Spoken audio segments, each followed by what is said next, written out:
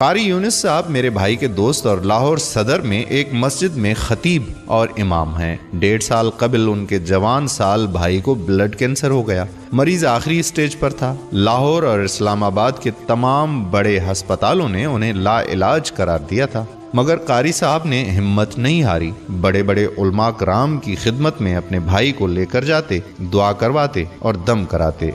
नेक अल्लाह वालों की दुआओं से मुख्तलिफ देसी इलाज करवाते हुए कुछ अफाका हुआ। फिर डॉक्टर्स से रुजू किया। डॉक्टर्स ने 20 लाख ऑपरेशन का मांगा। कारी साहब इंतहाई दरवेश सिफत और सफेद पोश इंसान थे। इतना पैसा उनके बस से बाहर था, मगर हर लम्हा उन्होंने अल्लाह ही से मांगा, बिल्कुल भिखारी बनकर।